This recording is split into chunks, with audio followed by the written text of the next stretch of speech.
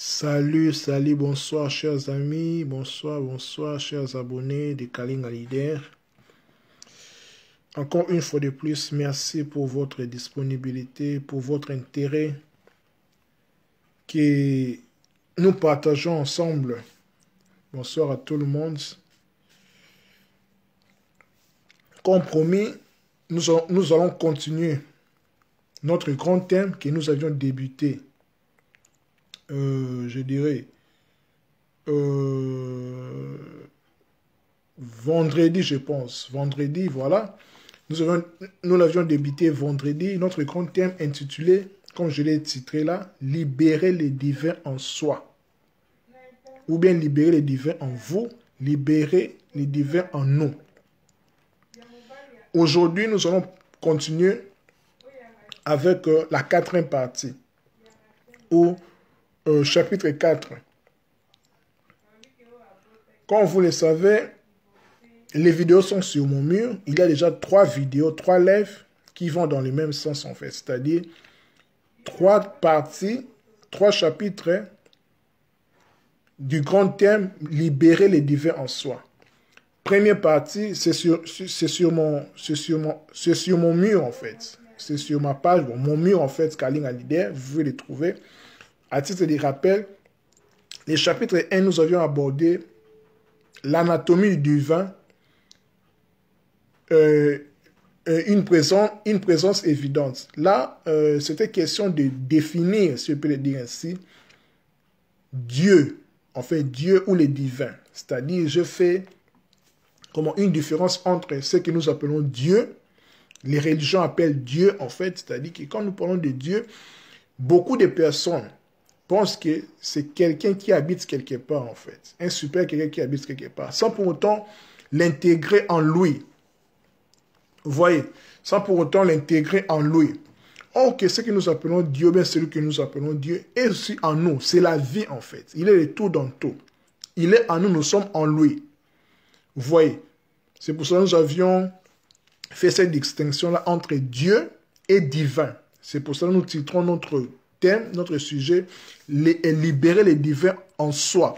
Parce que on estime que ce divin-là, ce que nous appelons Dieu, est en nous. Il est au-delà de nous. Il est caché en nous. Il dort en nous. Nous devons les libérer. Nous devons les manifester. Deuxième chapitre, deuxième partie, nous avions parlé, c'était titré, quoi encore? Nous avons parlé sur l'ego, l'exploration de l'ego, la prison et ses barreaux. Nous avions démontré qu'est-ce qu'est l'ego. Nous avions dit que l'ego est un masque transitoire dont l'âme adopte. L'âme, nous sommes des âmes en fait, nous sommes des esprits. L'ego se manifeste quand l'âme s'incarne dans la dualité. Il s'identifie à un corps, à une identité, à une personnalité. C'est l'âme personnalité. L'ego, c'est en grec. Ego, c'est grec qui veut dire je. C'est les pronoms personnels en fait.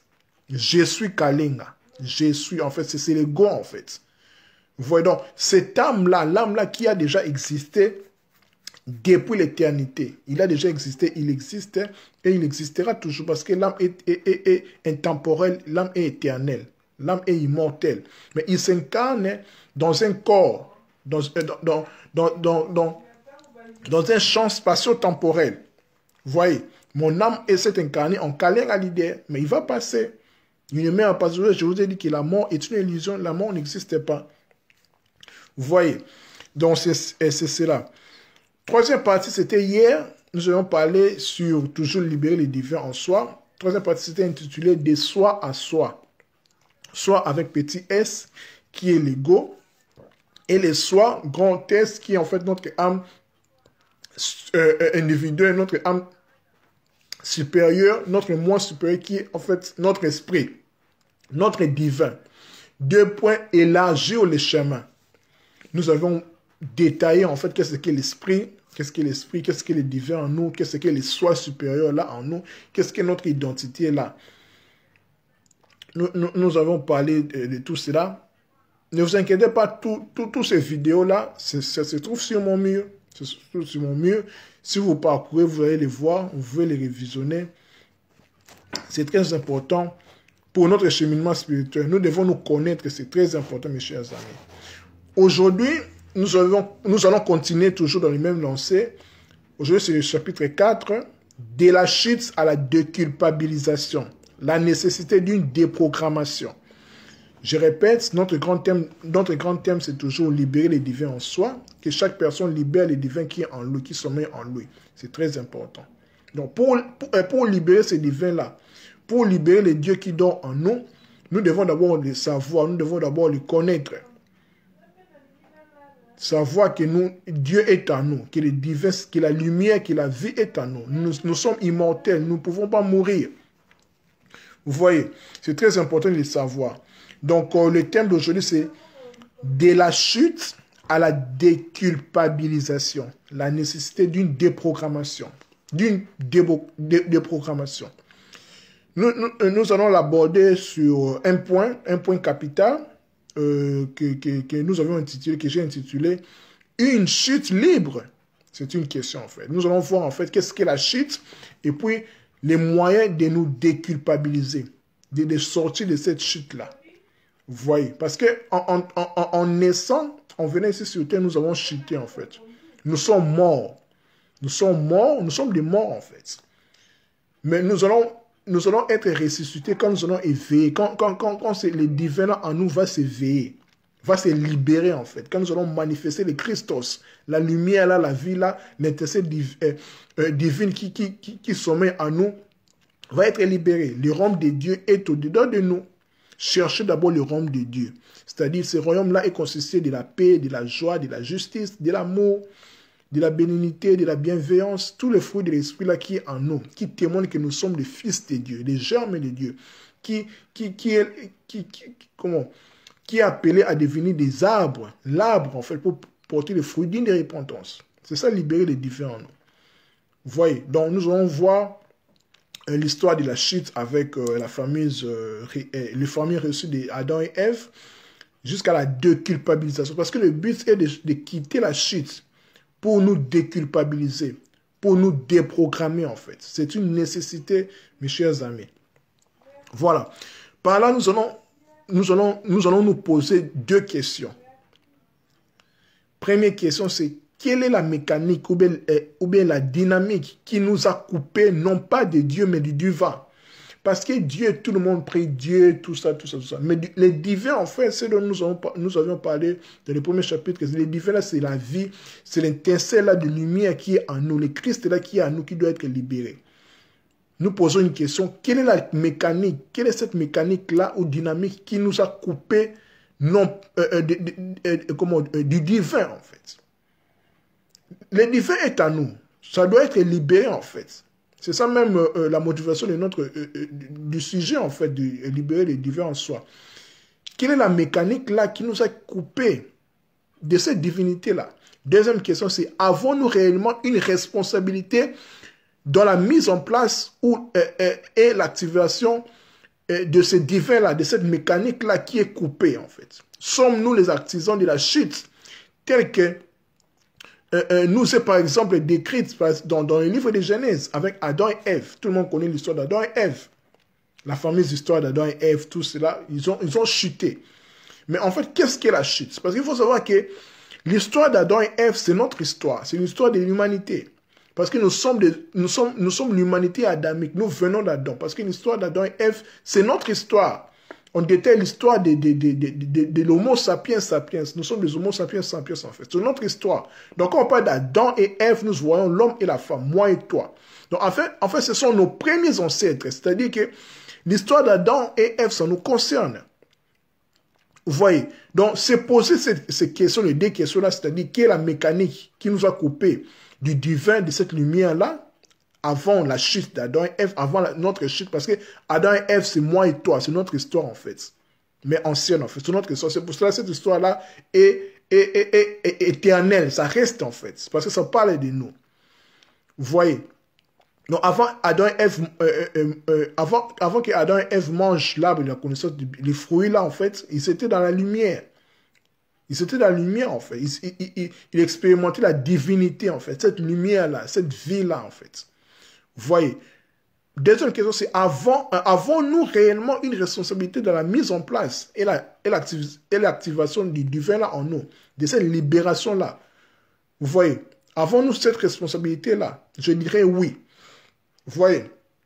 Parce que l'histoire d'Adam et Ève, comme je vous ai dit, c'est notre histoire. C'est nos ancêtres, en fait. C'est notre histoire. Quand vous lisez l'histoire d'Adam et Ève, voyez-vous dans cette histoire-là. Quand tu es un homme, vois-toi dans Adam, et quand tu es une femme, vois-toi en Ève. Parce que c'est ton histoire. C'est l'histoire de l'humanité adamique. Nous sommes des Adam. Adam, c'est les corps physiques. C'est la terre, Adam, c'est la terre rouge. La terre, en fait, l'argile. Tu es Adam. Quand on dit Adam, c'est ses corps, en fait. Adam et Ève, c'est ses corps. Parce que Adam est mâle et femelle. Adam et Ève viennent d'Adam. Adam, en fait, un. Voilà. C'est poser déjà des questions-là majeures. C'est déjà libérateur, en fait. C'est libérateur parce que la chute est l'éloignement de soi. C'est l'éloignement de notre part de divinité qui sommeille en nous, qui doit être libéré. Une sorte de liberté de se découvrir, en fait. C'est-à-dire que quand Adam et Ève ont chuté, en fait, ils se sont connus, en fait, en mangeant l'arbre de la connaissance du bien et du mal. C'est l'incarnation, en fait. Nous chutons, en fait, c'est une illusion de liberté. Ils ont acquis leur autonomie. Mais ils se sont coupés de la divinité, en fait. Ils se sont coupés. C'était leur responsabilité. Bien sûr, ils étaient trompés par les serpents, tout cela, oui. Mais c'était leur responsabilité, en fait. Parce qu'ils avaient reçu... ils avaient reçu l'ordre de Dieu de ne pas manger ce fruit-là défendu. Mais eux, ils se sont entêtés par la tromperie du serpent, dont la responsabilité revient à l'humanité, à Adam et Ève. La responsabilité vient de nous. Parce que Adam et Ève, c'est nous, en fait. C'est notre histoire, c'est nous. Voilà. Donc, comme réponse, nous pouvons dire que n'accusons personne de nos mots dans du mal, en fait. Nos mots M-A-U-X, puisque nos premiers ancêtres, Adam et Ève, n'étaient autres que nous-mêmes, dans d'autres temps et d'autres vies. Parce que tu es Adam et Ève. Adam et Ève, c'est l'histoire de l'humanité. On peut dire que ces systèmes, ils n'ont pas existé. Bien sûr, oui, parce que les vérités sont rencontrées par des contes, par des légendes, par des mythes. Ce sont des langages archétypaux, en fait, des principes cosmiques de l'univers pour expliquer la réalité humaine. Il y a un enseignement caché là, en fait. Ce sont des contes initiatiques qui parlent de l'être humain. Que ce soit la mythologie grecque, toutes les mythologies, enfin les légendes, ça parle de l'être humain, en fait. Dans l'histoire d'Adam et Ève, que ce soit des contes, des mythes, toutes les légendes, mais ça parle de l'être humain. C'est notre histoire. C'est ton histoire, en fait. Donc, quand tu vois Adam et Ève, c'est toi, dans l'autre vie, en fait. C'est ton histoire, en fait. On rencontre ton histoire. Quand ils ont chuté, c'est toi, en fait, qui es chuté. Parce que jusqu'à maintenant, nous subissons cela, en fait. Nous avons chuté. Nous avons besoin nous avons besoin de la déculpabilisation. C'est une nécessité d'une déprogrammation. On doit être déprogrammé, en fait. Parce que nous étions programmés par la chute. Mais nous devons maintenant nous déprogrammer. Parce que le but, c'est de libérer les divins en soi. Vous voyez, parce que la lumière là est en nous. Parce que Adam et Ève, quand ils ont chuté, ils ont perdu cette lumière là en fait. Ils ont chuté. Donc maintenant, ils doivent se déculpabiliser. Vous voyez. Donc, n'accusons personne en fait de nos maux. De cette chute là, nous ne pouvons pas accuser personne.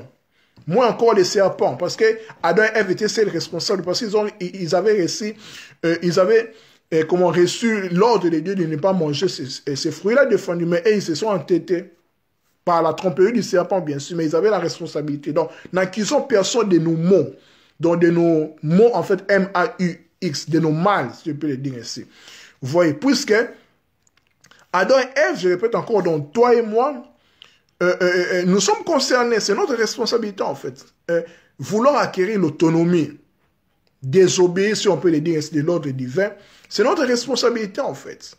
C'est notre responsabilité. C'est une sorte de liberté, bien sûr, de se découvrir, mais qui nous plonge dans la chute. Vous voyez, parce que quand on parle de la liberté, il ne faut pas oublier qu'il y a aussi des lois et des principes. Quand tu enfreins une loi, ta liberté, en fait, s'arrête là. Parce que la liberté doit obéir aux lois et principes quelconques. Vous voyez, parce que ça devient le libertinage. Tu enfreins la loi et puis tu as une contravention. Parce que la liberté aussi s'arrête quelque part. Parce que nous vivons dans un monde, dans un univers, dans un environnement de lois et de principes. Sinon, ça sera l'anarchie. Vous voyez, c'est très important de les comprendre. C'est pour cela que on parle du karma. Ce que tu fais, ce que tu mentionnes, tu vas les récolter. Bien sûr, tu es libre, mais si tu enfreins des lois, donc qui dit liberté dit responsabilité. Qui dit liberté dit conscience des lois et des principes. Il faut s'en tenir. C'est très important, mes chers amis.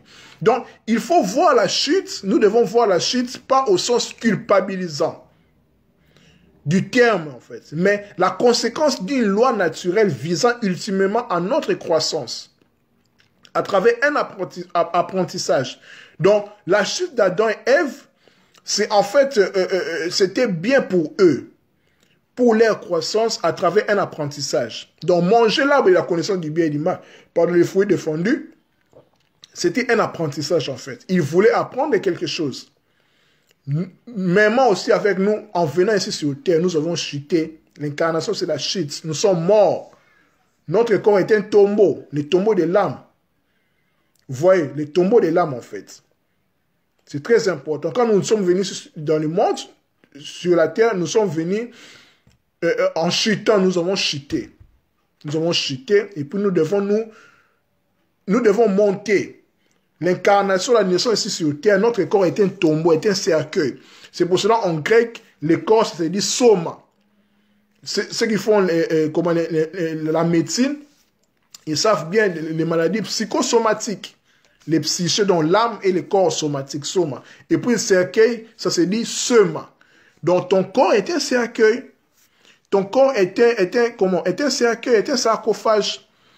Maintenant, ton esprit est en toi, en fait, est enterré. Maintenant, il doit ressusciter, en fait. Il doit ressusciter. C'est ça même le message de la bonne nouvelle, de l'évangile de Christ, en fait. Paul dit que vous êtes morts. Il parle aux morts. Nous sommes des morts, en fait. Bien que vivants, mais nous sommes morts. Pourquoi? Parce que notre intensité divine, notre divinité en nous, notre Christos en nous doit se réveiller. C'est ce qu'on appelle en grec l'anastasis, la résurrection en fait. La résurrection n'est pas forcément quand tu vas mourir comme ça, non. La mort physique, non, pour ressusciter dans le lieu, non. On peut expérimenter la résurrection en nous éveillant en fait. En libérant les divins en nous, le Christ en nous, l'espérance de la gloire. On peut l'expérimenter tout en étant vivant ici sur terre, la résurrection. C'est ça le message même de la bonne nouvelle du Christ. L'évangile du Christ, c'est ça. Vous êtes morts, vous devez ressusciter en fait. La résurrection qui passe par la nouvelle naissance, la repentance, le changement de mentalité, le changement de l'état du cœur, le renouvellement de l'intelligence. La seconde naissance en fait. Donc, c'est-à-dire s'acquérir de son corps divin, de son corps de lumière en fait, de son corps de résurrection. C'est la nouvelle naissance en fait. Tu deviens un vent, tu deviens libre, vous connaîtrez la vérité vous affranchira. Vous allez vous connaître qui vous êtes, parce que la vérité, c'est se rappeler qui tu es, expérimenter sa propre vérité. Quand tu te connais toi-même, tu es devenu libre en fait. Tu transcendes les biens et les mal, tu es au-delà du bien et du mal en fait. Vous voyez, parce que nous sommes dans la dualité, le but est d'atteindre l'absolu, de retourner dans le tout un en fait. Vous voyez, c'est très important de le savoir. Donc, je disais que la chute, l'incarnation, d'Adam et Ève, si vous voulez, notre venue sur terre, nous avons chuté en vue de croître, de grandir. C'est un apprentissage, en fait. Nous apprenons parce que tout est expérience dans la vie. Tout est apprentissage dans la vie. Quelles que soient les épreuves dont tu endures, c'est un apprentissage pour ton âme. Pour grandir, pour grandir, en fait, pour atteindre la maturité, la maturation. Ton âme a besoin de ça, en fait. Il faut libérer le divin en soi. Libérons le divin en nous. Tu dois libérer le divin qui est en toi, en fait. Parce que tu es Dieu. Tu es une déesse. Tu es un fils de Dieu très haut. Tu es une fille de Dieu. Donc tu dois le connaître, tu dois intégrer ça en toi. Tu dois l'expérimenter. Le royaume de Dieu est au-delà de toi. Tu dois l'expérimenter, en fait. La lumière, là, tu dois l'expérimenter. Parce que la création attend avec un fervent désir la manifestation des fils de Dieu. Les fils de Dieu, qu'ils soient hommes ou femmes, garçons ou filles, papa ou maman, c'est comment? Les fils, c'est les germes là, les grains de blé qui meurent en fait, qui ressuscitent en fait, qui devient un arbre pour porter le fruit digne de repentance. Vous voyez, c'est très important de l'intégrer, mes chers amis. Cette déprogrammation là, parce que nous parlons de cette déprogrammation, de cette déculpabilisation. Après avoir chuté, nous devons nous déculpabiliser en vue de libérer le divin là qui est en nous, qui est en vous aussi, dans toute l'humanité, quelles que soient vos croyances, parce que les croyances n'est pas important en fait. Que vous soyez chrétien, musulman, bouddhiste, non, ça c'est pas un problème. Le problème est d'abord toi-même, ton identité en fait. Ton identité en fait, c'est tu es qui en fait. Tu dois te connaître, tu dois connaître la vérité qui est en toi. C'est rappeler qui tu es. Pour se déprogrammer après la chute. Donc ça se passe à deux niveaux en fait. Bon, je vais parler plus sur un niveau. Les deux niveaux, c'est au niveau de notre mental et au niveau de nos mémoires cellulaires. Quand je parle de mémoires cellulaires, je vous renvoie à mes dernières vidéos quand je parlais sur le grand thème sur les mémoires qui nous habitent.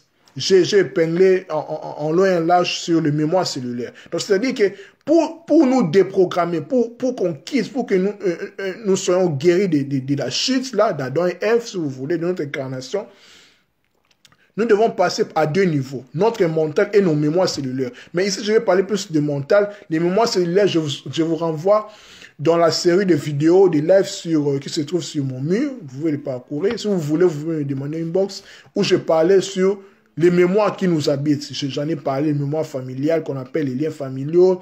Je parle des mémoires cellulaires, tout ça. Je fais vraiment comment se guérir de tout ça. Voilà. Je vais parler sur le niveau mental, comment nous déprogrammer. Parce qu'il faut savoir que nous créons en pensant d'abord. Je ne cesserai de répéter, nous créons d'abord en pensant. Pensée, parole et acte. Parce que Dieu voit d'abord les intentions, la pensée d'abord. Nos pensées doivent être d'abord pures. Vous voyez, un esprit sain dans un corps sain. Si ton esprit, ton mental est polluant et mauvais, ton corps aussi va subir, tes actions seront mal en point. Donc, le niveau mental en fait, qui est en fait un niveau pour nous déprogrammer après la chute, pour nous déculpabiliser, parce que c'est une nécessité d'une déprogrammation pour libérer le divin qui est en nous. Ici, nous allons parler de trois points principaux. Premier point, pouvoir identifier nos peurs. Pouvoir identifier ses peurs, ses tensions, ses excès, ses faiblesses. Parler de cela est une sorte de récurage de son ego, en fait de guérison de son ego. C'est efficace, bien que peu confortable. Donc il faut être honnête envers soi-même, en te confiant à des personnes sincères pour t'aider en fait. Il faut pouvoir identifier ses peurs, ses tensions. La méditation est un des moyens en fait. Mais le silence, l'introspection, l'honnêteté entre toi et toi-même en fait. Parce que ça va de ton intérêt. Pouvoir identifier ses peurs, ses tensions, ses excès, ses faiblesses. C'est très important. Deuxième point, toujours au niveau mental pour nous déprogrammer. Méditation, la méditation régulière sur ces idées toutes faites qui nous ont été inculquées automatiquement à notre insu par notre culture et l'éducation prendre le recul à tout cela. Mes chers amis, il faut savoir, quand nous parlons de la méditation, c'est de nous entrer en nous-mêmes, d'aller chercher qui nous sommes en fait, d'identifier ce qui n'est pas vrai en nous, parce que nous sommes grandis dans, comment? Et nous avons grandi dans des sociétés où on nous a inculqué des idées. Bien sûr, quand nous étions des petits, quand nous grandissons, nous devons nous déprogrammer de cela. Nous devons expérimenter notre propre vérité. La vérité, c'est rappeler de nous-mêmes. Troisième point, c'est l'apprentissage du non-jugement en vue de la recherche de la présence divine en soi. C'est-à-dire, il ne faut pas te juger. Il ne faut pas te juger. C'est juger, c'est culpabiliser. Ok, ici, nous sommes dans le processus de la déculpabilisation. Quand tu te juges, tu chutes en fait. Tu t'enfonces encore plus, de plus en plus. Donc, il faut apprendre pour te guérir, pour te déculpabiliser, qu'il y ait une nécessité d'une déprogrammation en vue de la libération du divin qui est en toi. Donc, apprentissage du non-jugement, de ne pas te juger, de ne pas te culpabiliser. Ce qui va te permettre à la recherche de la présence du divin qui est en toi. Parce que Dieu est en toi. Tu es un fils de Dieu. Tu es un Dieu, tu es une déesse. Il faut le savoir, c'est très important. Quatrième point, dernier point, c'est la profession de foi, une sorte d'engagement de déprogrammer pour reprogrammer. Il faut avoir foi en soi. Il faut avoir confiance en soi, en fait. Avoir confiance en soi, c'est reconnaître que tu es la lumière du monde. Tu es le Dieu manifesté dans ton corps là. Tu es extraordinaire, en fait. Tu es multidimensionnel. Personne ne peut te culpabiliser. Personne ne peut te juger. Tu es amour, tu es paix. Tu as le Saint-Esprit, donc tu peux faire des choses encore miraculeuses, en fait. Tu es extraordinaire. Tu es un miracle pour toute l'humanité, en fait. Vous voyez, pour conclure, mes chers amis, nous devons nous désintoxiquer, nous déprogrammer, nous déculpabiliser. Notre âme, notre cœur, les cellules aussi, nos cellules, cela ne requiert ni talent ni capacité intellectuelle particulière, mais une solide détermination. Ça va de notre propre intérieur, en fait. Personne ne peut le faire à notre place, c'est nous-mêmes, en fait. Parce que le divin est en nous. Nous devons l'expérimenter, nous devons le libérer. La solution à nos problèmes se trouve toujours au-dedans de nous. La solution à tes problèmes se trouve au-dedans de toi. Ce que tu cherches à l'extérieur, c'est en fait en toi. Entre en toi-même, en fait. Et non pas dans les bons vouloirs d'une force extérieure à nous qui récompense, ignore ou châtie. Non. Dieu ne châtie pas. Dieu ne punit pas. Je peux choquer beaucoup de personnes, mais Dieu ne punit pas. La punition, si tu appelles la punition, c'est juste, tu enfreins les lois, en fait. Tu es ignorant des lois. Et puis le karma vient. Et puis voilà, c'est comme ça, en fait. Il faut savoir que nous sommes dans un monde, dans un univers où il y a les lois et les principes. Il faut respecter. C'est l'équilibre, en fait. Vous voyez, c'est très important. Quand on parle du cosmos, on parle de l'ordre, de justice, de la vérité, de l'équilibre. Où le trône de Dieu est reposé. Le trône de Dieu est reposé dans l'équité. L'équité, l'équitable en fait, l'égalité, la justice. Il ne fait exception de personne. Voilà mes chers amis, je pense que nous allons nous arrêter là. Ça n'est fini pour aujourd'hui. Quatrième partie de notre grand thème, libérer les divins en soi, de la chute à la déculpabilisation, la nécessité d'une déprogrammation. La vidéo va rester sur mon mur, comme les trois précédentes se trouvent sur mon mur, Kaling à l'idée. Donc, ça n'est fini là. Demain ou après-demain, donc prochainement, nous allons continuer dans... Je pense que nous allons finir demain pour la 5e partie, le 5e chapitre. Nous allons terminer demain, je pense, bien sûr. Nous allons terminer demain, bien sûr. Nous allons terminer demain. Notre grand thème, libérer les divins en soi. Nous allons terminer demain. Et puis, nous allons reprendre avec nos sujets, nos postes, nos posts comme je les fais toujours, quoi, parce que voilà, je me suis vraiment concentré sur les lives, tout ça, c'est très important. Je vais reprendre avec des posts comme à l'accoutumée. Et puis l'année prochaine, si Dieu nous prête vie, nous allons aborder le thème de la mort. Je devais l'aborder en décembre ici, mais il faut que tu approfondisses encore cela. Nous allons parler sur la mort, quand nous allons mourir, ça se passe comment, tout ça selon la connaissance dont nous avons, et puis ainsi de suite. Merci beaucoup mes chers amis, les personnes qui m'ont suivi. Que la paix soit dans vos cœurs. Sachez que vous êtes vous devez libérer les divins qui est en vous. Les royaumes de Dieu te donnent, vous devez les découvrir. Vous êtes la lumière du monde, vous êtes des dieux, vous êtes des déesses. Dieu s'est manifesté en vous. Vous êtes extraordinaire, vous êtes la couronne de la création. Vous êtes un miracle pour l'humanité. Ne vous sous-estimez pas. Quels que soient les problèmes, les difficultés, vous pouvez vous en sortir, c'est possible. Car personne ne peut être tenté au-delà de ses forces. Quand tu as une épreuve, un problème, sachez que ce n'est pas un hasard. Ces problèmes-là est venu en ton nom pour apprendre. C'est l'apprentissage en fait. Tout est perception, tout est expérience dans la vie. Donc, force à vous, force à toutes les personnes qui souffrent, toutes les personnes qui sont dans des difficultés. Soyez forts, soyez forts, soyez forts. Car, shalom mon frère Kabreneuve, donc, car aucune tentation ne peut être au-delà de vous. Quand il y a une tentation, une épreuve, tant difficile que soit, vous êtes capable de s'en sortir. Il y aura toujours une issue de sortie. C'est très important. Merci beaucoup. C'était votre ami et frère Kaling Alider, Maki Roland, le 33 ans, l'âge d'or. À nous revoir la prochaine fois pour terminer notre grand thème, libérer les divins en soi avec la dernière partie, le 5e chapitre, qui sera intitulé, qui est intitulé d'ailleurs, mythe et réalité du retour à soi. Les balises d'un chemin sinueux. Nous allons voir en fait les mythes et les réalités du retour à soi. Donc nous allons l'expliquer demain ou après-demain, donc prochainement. Donc, à nous revoir la prochaine fois. Que Dieu vous garde. Bonne soirée, bonne nuit à toutes les personnes. Que la paix soit dans vos familles. Peace and love. Bye bye. Merci.